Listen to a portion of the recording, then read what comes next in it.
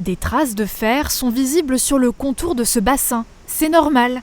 C'est dans ces cuves que l'eau brute arrive des forages sarregueminois pour être ensuite traitée avant de devenir potable. On la met dans des filtres à sable.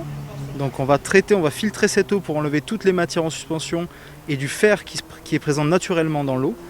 Une eau potable, dans un réseau, elle va continuer à avoir une activité, donc elle va continuer à vivre et on va injecter également du chlore pour s'assurer qu'on a une désinfection constante de l'eau au fil de sa mise en distribution. Dans cette usine gérée par le prestataire Veolia, 1,5 million de mètres cubes d'eau sont redistribués à l'année à 15 000 habitants.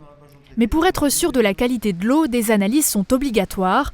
En moyenne, 150 prélèvements par an. L'eau à la fois sur la partie traitement pour s'assurer que l'usine remplit bien ses fonctions et que l'eau qui est mise en distribution répond aux normes de potabilité.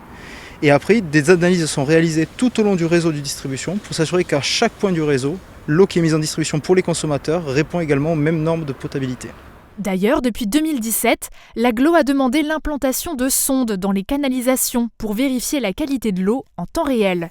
Lors des prélèvements manuels, on se focalise sur 3 facteurs. Donc je vais faire des mesures terrain type pH, conductivité, température. Ça on mesure sur le terrain et on envoie après un flacon, un prélèvement d'eau. Mais de nombreux autres critères sont regardés à la loupe.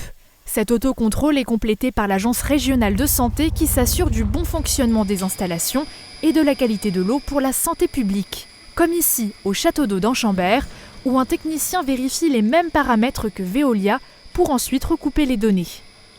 Dans les 2 cas, il s'agit d'écarter tout risque microbiologique, car aucun écart n'est toléré, mais aussi physico-chimique, avec des seuils à ne pas dépasser et des normes à atteindre.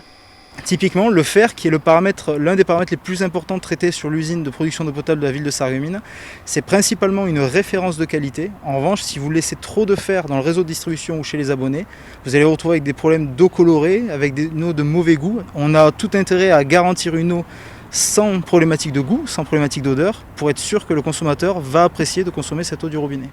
Pour 2020, sur le périmètre de Sarreguemines géré par Veolia, 2138 analyses ont été réalisées et les résultats sont excellents. 100% de conformité bactériologique et physico-chimique.